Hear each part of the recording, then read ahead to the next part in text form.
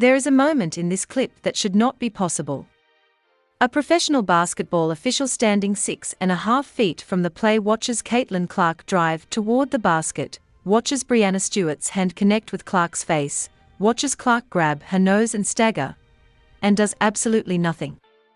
No whistle, no huddle, no review. Play on. And that single moment, that silence where a whistle should have been, is what lit the internet on fire. Not just because of the contact, but because of what that silence has started to mean. Because here is the thing. This is not the first time. It is not the second time. It is not even close to the 10th time.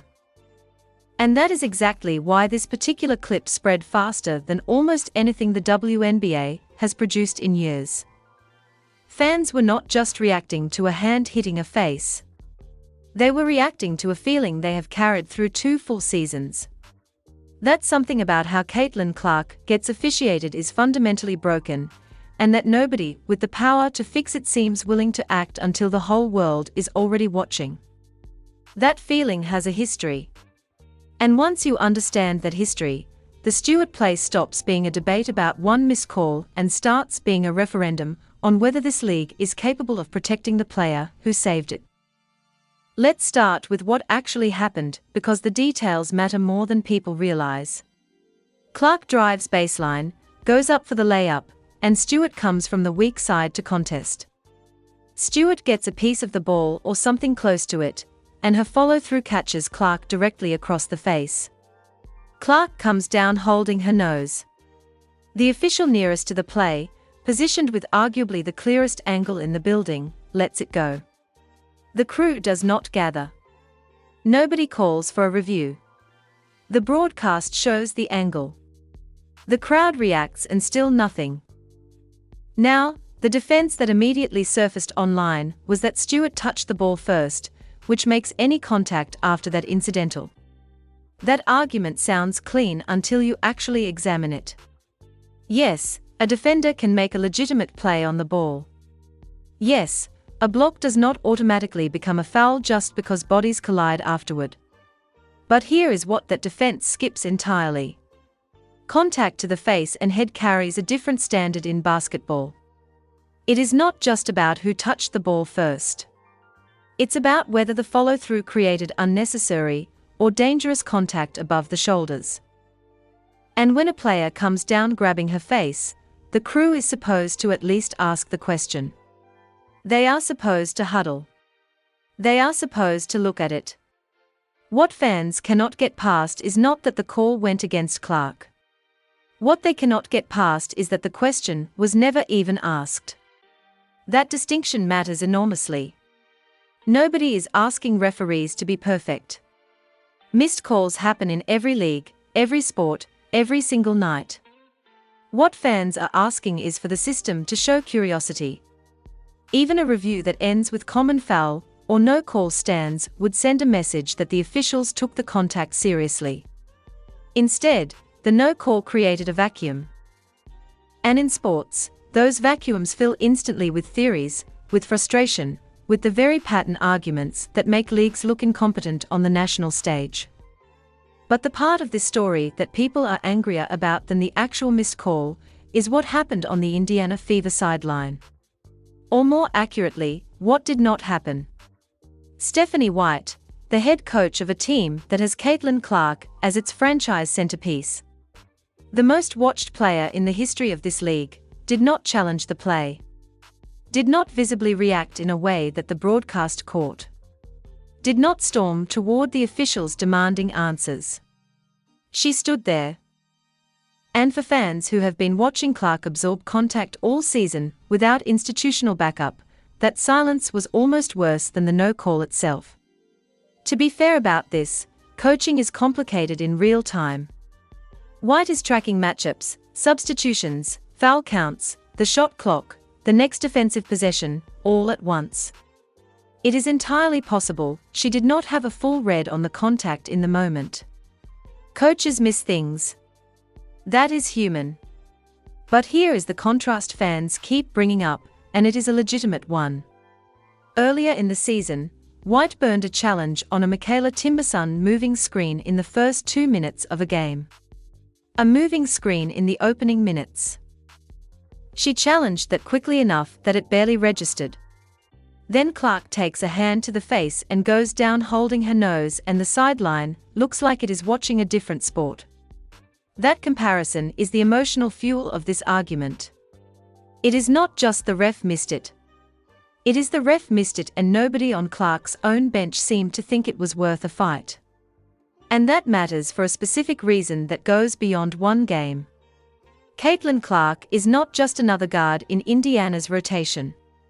She is the reason the Indiana Fever went from a franchise people forgot existed to the most watched team in the league. She is the reason arenas around the WNBA sell out months in advance. She is the reason national television partners are paying attention. The reason casual fans, who had never watched a minute of women's basketball, are suddenly invested. When a player at that level takes contact to the face and her own sideline appears passive, fans do not read it as restraint. They read it as abandonment. And that red, fair or not, is spreading. Here is where it becomes impossible to dismiss this as one bad night for the officiating crew. Because the moment you pull back and look at the full timeline, the pattern argument stops being a theory and starts being a documented series of events. Go back to May 2024. Clark's first professional game in New York. Breanna Stewart plants a hard screen, legal but brutal, and Clark running full speed never sees it coming. She hits the floor, the play is waved off. Fans call it a welcome to the league moment and move on. 2 days later, Clark is bumped after a made three. Double technicals are issued. She tells reporters, "I feel like I'm getting hammered." That quote is from her first week as a professional.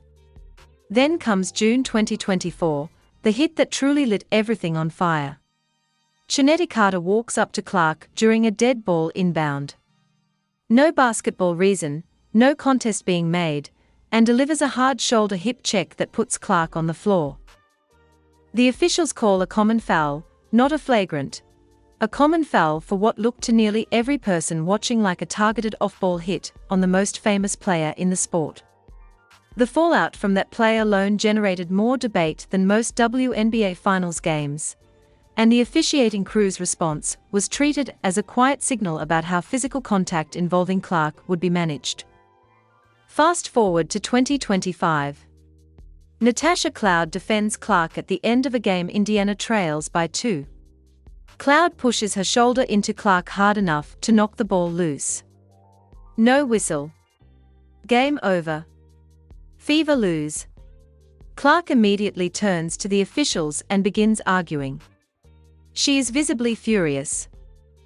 Sophie Cunningham storms over to back her up. And the image of Clark standing there screaming at officials, who are already walking away having just cost her team a game, with a no call goes viral in minutes. Reports later confirmed that Clark told officials after the game, "I got a technical for clapping." That is not hyperbole. She received her 5th technical foul of that season for a reaction that on video looked like frustration, not aggression. 5 technicals for the player, who is supposed to be the face of this league. Then 2026 brings the Alyssa Thomas incident, and this is where the story stops being about bad officiating and starts being about institutional failure at the highest level. On June 24, 2026, during a loose ball sequence against the Phoenix Mercury, Alyssa Thomas makes contact with Clark's throat, not her shoulder, not her chest, her throat. Officials review the play in real time and decline to assess a flagrant foul. The game moves on. Clark is visibly shaken. Stephanie White goes to the post-game podium and delivers a statement that is worth quoting because of how direct it is. She calls what happened to Clark absolutely egregious and utterly disrespectful. Says the officiating was absolutely unacceptable and describes Clark as a generational talent and WNBA superstar who deserved protection that she did not receive. The next day, the league upgrades the play to a flagrant 2. Suspends Thomas for 1 game and issues a fine. Case closed, right? Accountability delivered. The system worked. Except that is not what happened. Multiple sources reported to Sports Business Journal that WNBA Commissioner Kathy Angelberg did not arrive at that suspension on her own. NBA Commissioner Adam Silver reportedly had to personally pressure Angelberg to act. Silver, who runs an entirely separate league, had to make a call to push the WNBA to suspend a player who punched another player in the throat. The fan reaction to that report was immediate and brutal. She had to be told to do that was one of the milder responses. Others called for Angelberg's resignation outright. And the reason the backlash was so sharp is not simply that the process was messy. It is what the process revealed that left to its own judgment, the league's leadership may not have acted at all. That is not a ref missing a call in real time. That is an institution failing a player in slow motion, with time to think, with video evidence, with the whole sports world watching and choosing until outside pressure arrived to do nothing. Now, here is the part that should genuinely disturb anyone who cares about this league as a business. Because at the same 2025 All-Star Weekend, where Adam Silver's involvement would later become relevant, Commissioner Angelberg stood up and made a public commitment. She acknowledged that officiating had become one of the WNBA's biggest problems.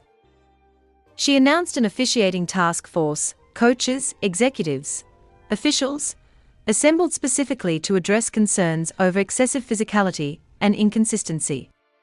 The league hired Eric Bruton as a new referee performance in development advisor. There were promises about freedom of movement being emphasized, about protecting players at the point of attack, about raising the standard of how the game was called. 2 months into the 2026 season, Stephanie White is standing at a podium, calling the officiating absolutely egregious. Caitlin Clark is calling for full-time professional referees, not as a luxury, but as the bare minimum needed to fix a product that is embarrassing itself on national television. And the Chicago Sky are being informed after a June game that 3 critical calls were incorrect. Not 1, 3 in a single game. Meanwhile, in another Fever game, officials failed to notice that Kelsey Mitchell had fouled out and allowed play to continue before Indiana could substitute her. USA Network analyst Megan McPeak said on the broadcast, "This should never happen." WNBA legend Tama Catchings echoed it. When the legends and the broadcasters and the coaches are all saying the same thing, the task force stopped being a solution and became a punchline. The question that hangs over all of this is simple and uncomfortable. If the summit happened, if the promises were made, if the new hire was announced and the 2026 season looks exactly like the 2025 season, what exactly did any of it accomplish? And more importantly, who is being held accountable for the answer being nothing? There is a psychological dimension to this story that does not get discussed enough. And it is one of the most damaging parts of the whole cycle. Think about what it actually feels like to be Caitlin Clark right now. She drives to the basket knowing she is going to take contact. She's taken contact on almost every significant drive of her career. She absorbs it, keeps going, and then looks up expecting the whistle that any other star in any other league would receive. And repeatedly, the whistle does not come. What that does to a player, especially a young player still figuring out how to manage the professional game, is significant. A player who believes she will not get the benefit of the call starts adjusting. She starts rushing drives rather than drawing contact. She starts forcing shots rather than going to the line. She starts arguing with officials earlier than she should because waiting has not worked.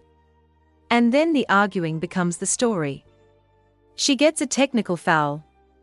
And now instead of talking about the missed call that started the whole sequence, the conversation becomes about Clark's attitude, Clark's composure, Clark's technicals. The original injustice gets buried under the reaction to it. That is a cycle that is almost impossible to escape once it starts. And right now for Caitlin Clark, it's been running for 2 full years. She told the league publicly that she wants full-time referees. That's not a complaint. That's a structural solution from a player who has watched part-time officiating produce embarrassing results game after game. When the league's most important player is offering specific, reasonable, professional solutions to an officiating crisis, and the league's response is a task force that changes nothing. That tells you something about where the priorities actually are. And this brings us to the contradiction that nobody in the WNBA office seems willing to say out loud. The league is using Caitlin Clark. That is not a criticism. It is a business reality. She sells out arenas that were averaging a few thousand fans before she arrived. She generates television ratings that have reshaped media deals. She creates national conversations that put the WNBA on platforms and front pages that the sport had never reached. Every clip of her hitting a deep three, every highlight from a comeback win, every moment of her competing at an elite level, the league benefits from all of it. The WNBA has been lifted by Clark in ways that will take years to fully measure. But that spotlight comes with a standard. You cannot market a player as your franchise face, sell tickets around her name, build media packages on her presence, and then shrug when her face gets hit and the whistle stays silent. You cannot promote the drama of her rivalries and then act surprised when every hard foul becomes a national story. You cannot cash in on the attention she brings and then manage the officiating around her like it is a routine back-office matter. The audience that follows Clark is not a traditional WNBA audience that grew up understanding the nuances of the game. It is a massive casual audience. People who started watching because of her. People who follow her on social media. People who might never have tuned in otherwise. And when that audience sees her take a hand to the face with no whistle, they do not think that was a tough no call in a fast-paced game. They think the league does not care about its own star. Once that idea takes hold, and it has already taken hold with enormous portions of Clark's fan base, the league is not defending one missed whistle anymore. It is defending trust. And trust, once it goes, does not come back because of a press release. The counter-argument deserves to be addressed because it is real, and it is worth taking seriously. Not every hard screen is a dirty play. Not every body contact moment is a targeted attack. Basketball is physical. Elite offensive players have always been hunted by physical defenses. Stars get grabbed, bumped, pressured, and tested. That is how opponents try to take them out of their rhythm. Caitlin Clark is not the first elite guard to face that treatment. And there are fans who believe the outrage around her gets manufactured, amplified, and weaponized in ways that are not entirely fair to the game or to the players who defend her. That is a legitimate point. Sometimes the crowd goes too far. Sometimes a routine basketball play gets treated like a conspiracy.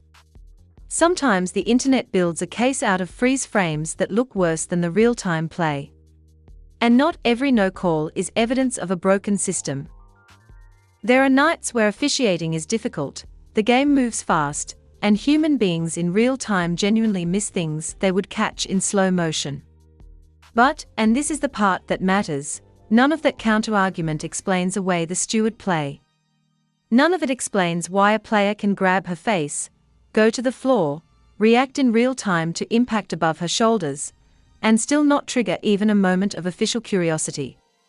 None of it explains why the WNBA needed external pressure to suspend someone for a fist to another player's throat.